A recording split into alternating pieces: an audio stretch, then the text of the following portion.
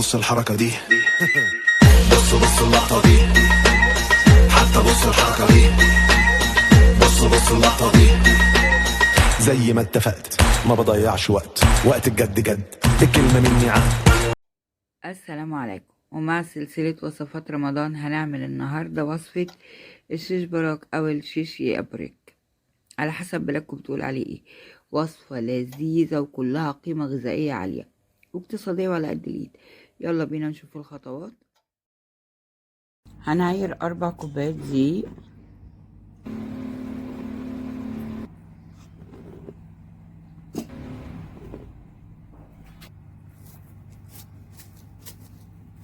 نص معلقة ملح لمعلقة ملح على حسب انتي بتحبي الطعم ايه. انا حطيت نص. دي خطوة اختيارية. نص معلقة سكر، تحبي تحطيها حطيها، ما بتحبيش تحطيها خلاص، هي اختيارية. انا بحب اضيفها. بيضة، نص كوباية زيت،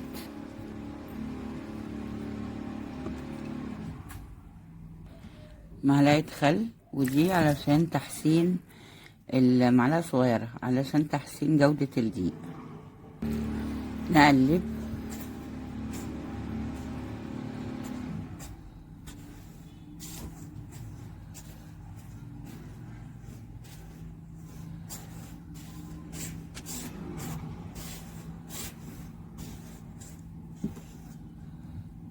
عايزين العجينة بتاعتنا تكون قاسية شوية. على فكرة بعض البلاد ما بيحطوش لا البيض ولا الزيت، لكن هو بيدي فيتامينز زيادة للأكل، فايدة كبيرة. ده غير ان هو بيدي طعم احسن. هنحط كوباية مية واحدة لان عايزين العجينة تكون زي ما قلتلكوا قاسية شوية، ما تكونش طرية قوي. وهعجين بقى، هبتدي اعجن، فهقفل لحد ما اعجن. عندك عجانة اعجنيها فيه، هتعجني بايدك زي ما يعجبك، المهم توصل لحد ما هوريكي تكون عاملة ازاي. حبايب قلبي، بعد عجن لمدة 10 دقايق وزيادة، ده كان معلش بصور بايد وبوريكم بايد القوام بتاعها. المفروض لما نعمل كده تعمل الصوت اللي احنا سامعينه ده كده، تبقى خلاص اتعجنت كويس قوي، بقت تمام زي ما انتم شايفين. وهي اهي اتعجنت حلو جدا. نسيبها بقى لمدة نص ساعة ترتاح ونشتغل فيها على طول بعد كده. حبايب قلبي هوريكم ازاي هنعمل كده، بس زي ما وريتكم الصينية تكوني رش عليها دقيق، ولما تحطي اليبرك الشيش بتاعك اليبرك ترشي على وشه دقيق عشان يفضل طري زي ما هو، وما ما يبص منك. خلاص زي ما انت شايفة كده. هنعمل ايه بقى؟ هناخد قطعة العجين نرش تحتها دقيق ونرش عليها دقيق، وهي بتاخد غلبة، وبقعد حوالي 10 دقايق افرد فيها. تابعون. هنبتدي نفردها زي ما انتوا شايفين كده. هي لانها قاسية مش هتتفرد بسهولة يعني، لكن العبرة بالنتيجة. هنبدأ بقى نفرد فيها.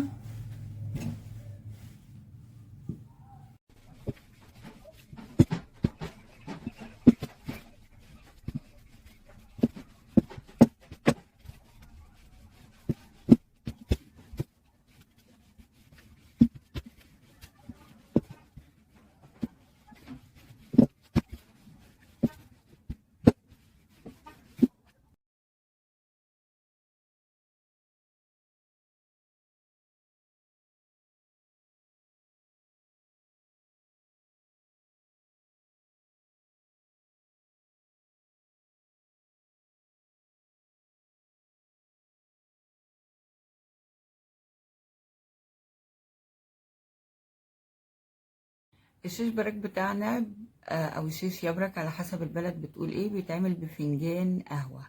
خلاص يعني مثلا لو فنجان كاكاو ما ينفعش، هيبقى كبير جدا، هنعمله بفنجان قهوة. خلاص بالشكل ده. وزي ما احنا عارفين العجينة بتاعتنا قاسية، ولازم تكون قاسية، ما ينفعش تبقى رخوة بالشكل ده.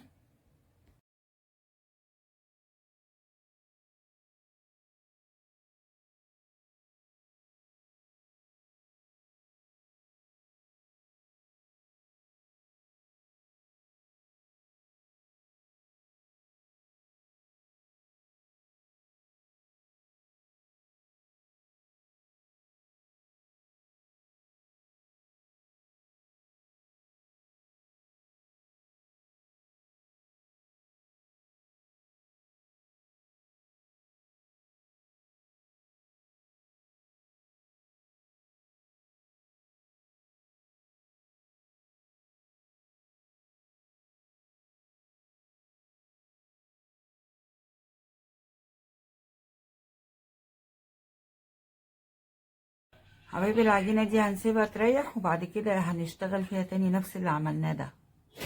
دلوقتي هنحطهم ونرش عليهم وتحتهم دقيق. نبتدي نرصهم كده بالشكل ده.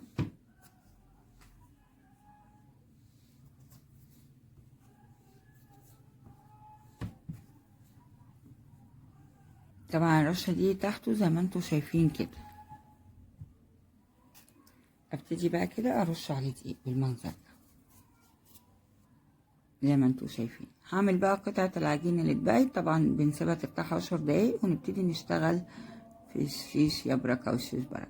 حبايب قلبي هنحط نص كيلو لحمة مفرومة على النار، ونحط فيها معلقة سمنة بلدي تكوني متأكدة ان هي سمنة حقيقية مش مخلوطة، او معلقة دهن حيواني ليا او دهون للي بياكلوا الحاجات دي كده، معلقة بالشكل ده.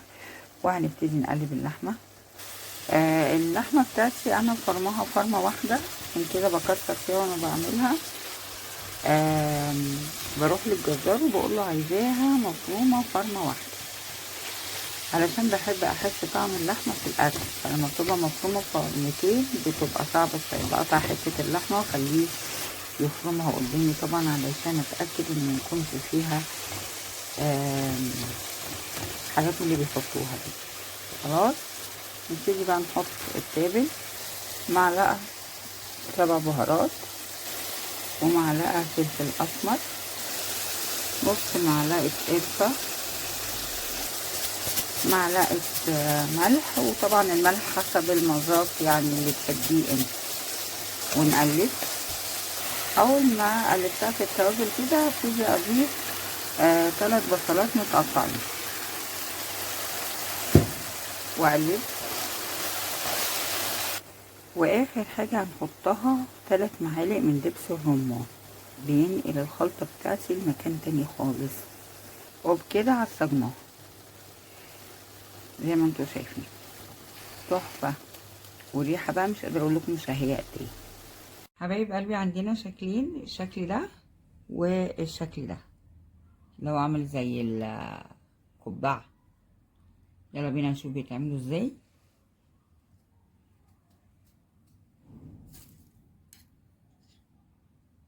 حط جزء لحمة كده بالشكل ده اهو، ده القبعة. خلاص وبنروح لفينها كده. سهلة جدا وبسيطة، هي اسهل من التانية. التانية بقى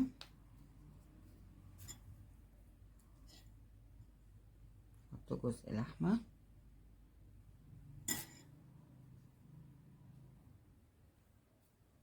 كده، بنقفل طرف كده ونجيب الطرف التاني ده اللي هنا نقفله كده كده اهو. نبتدي نظبط ال4 جوانب برضو نقفلهم، وبيبقى بالشكل ده. هنشوف واحدة كمان من كل نوع. ماشي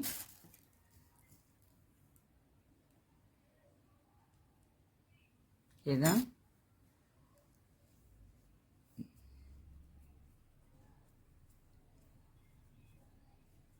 كده اهو، اهي بالشكل ده. والتانية. وبعد كده هخلص الكمية وارجع لكم، بس شوفوا دي كمان معايا. هنقفل الحرف ده كده، وبعدين نقفل الحرف ده كده.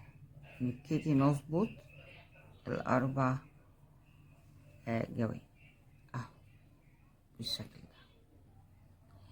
الشكل اللي يعجبكم تقدروا تعملوه. هخلص الكمية ونرجع لكم نشوف بقى اخر خطوات الشيش بركة او الشيش يبرك بتاعنا. حبايب قلبي بكده خلصنا الكمية. دلوقتي في بعض الناس بتحطه على طول في الصوص بتاعه، وبعض الناس بتشويه في الفرن، وبعض الناس بتقليه في الزيت. انا هرصه دلوقتي في صاجات وهشويه في الفرن شوية ياخد لون كده، وبعد كده نبتدي نحطه في الصوص اللي هنعمله مع بعض. حبايب قلبي حطيتها في الصاج كده وهدخلها الفرن على درجة حرارة 180 لحد ما تاخد لون عشان نبتدي نشتغل في الصوص بتاعها ونعمل اخر الخطوات. زي ما انتوا شايفين كده خدت لون ما شاء الله لا قوة الا بالله. وعايزة اقول لكم ان طعمها حكاية حكاية يعني. بسم الله، فظيعة. شوفوا حلوة قوي قوي قوي. نقدر نشيلها في الفريزر كده وناخد منها كل ما نحب نعمل الوصفة بتاعتنا، ونقدر ناكلها كده، ونقدر نكمل القيمة الغذائية العالية بتاعتها ونكمل مع بعض الطريقة. يلا بينا نخش في الخطوات بتاعة الصوص بتاع الشيش برك او الشيش يبرك. حبايب قلبي هنحط اللبن الزبادي زي ما انتوا شايفين كده في الخلاط، ونحط عليه معلقتين نشا، معلقة، اتنين. هنضيف بيضة، شوية ملح، وحطينا حوالي كيلو زبادي، هنحط فوق النص كيلو لبن، ونضرب كويس جدا كله في بعضه في الخلاط. ويلا بينا. نقدر نحط بدل اللبن ميه، بس اللبن طبعا هيدي قيمة غذائية اعلى. نبتدي نضيف كل الخليط بتاعي، وافضل اقلب موقفش ايدي خالص من التقليب عشان اللبن الزبادي ما يبقاش جبنه هو اللبن العادي. افضل اقلب كويس جدا. هقلب كويس وارجع لكم عشان صوت المضرب والحل. يعني احنا هنفضل نقلب لحد ما اللبن يغلي معانا عشان نحط فيه الشيش برك بتاعنا. خلاص فايدك ما تسيبيش لحد ما يغلي معانا. ليه بقى البيضة علشان بتخلي معايا القوام كويس، وكمان بتبطئ انه اللبن يجبن طبعا مع التقليب المستمر. بعد ما غليت معانا زي ما احنا شايفين كده، والقوام بتاعها بقى حاجة رائعة جدا اهو شايفين. انا مش عايزاه اتخن من كده لان لسه شيش براك هياخد منه وهيستوي فيه، فلو اتخن من كده الوصفة بتاعتنا مش هتبقى صح. في خطوة اختيارية، لو عندك بودرة مرقة حابة تحطي كده ربع معلقة حطي، مش حابة دي خطوة اختيارية مش لازم خالص. احنا ما شاء الله متبلين اللحمة بتاعتنا كويس جدا، و الفيتامينات بصراحة يعني عالية جدا جدا في الوصفة بتاعتنا. يلا بينا بقى نضيف الشيش براك. شوفوا مع التقليب والبيضة اللبن ما شاء الله زي ما انتوا شايفين اهو اللبن الزبادي. يلا بينا نضيف.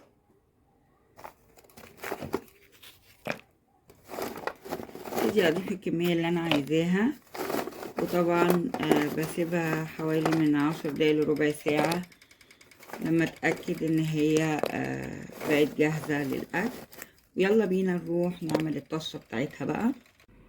هنحط معلقة سمنة بلدي او معلقة ليا او اي دهون حيوانية. انا حطيت سمنة بلدي زي ما انتوا شايفين.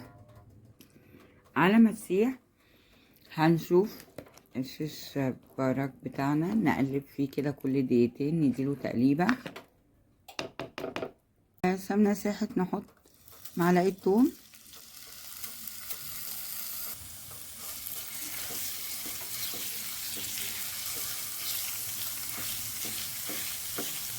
يعني حوالي نص راس توم كده مهروسة. هنقلبها تقليبتين اتنين بس. حطينا بعد كده الكزبرة اللي مقطعينها ناعم. في ناس على فكرة بتحط نعناع بدل الكزبرة، انا بفضل الكزبرة، ريحة تحفة. مش قادرة اقول لكم ريحة عاملة ازاي. تقدري تحطي شوية ملح صغيرة بس بطعم الثوم والكزبرة، شوية صغيرين خالص كده.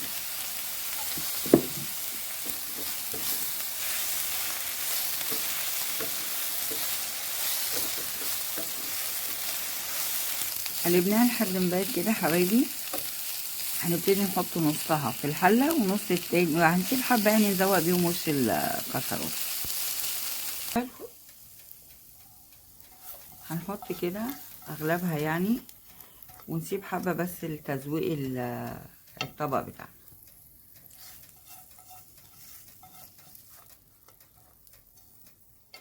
بالشكل ده. قلب بقى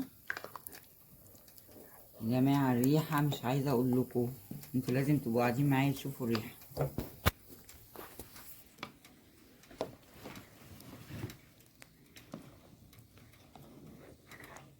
طبعا احنا كل اللي عدى 5 دقايق. لازم هتستوي، هتقعد من 10 دقايق لربع ساعة. انتي بتقيمي بقى اذا كانت استوت ولا لا. هتستوي وارجع لكم حبايب قلبي. وده كان الشكل النهائي. يلا بينا ادوق معاكم. انا عايزه اقول لكم الصوص طعمه جبار. بسم الله.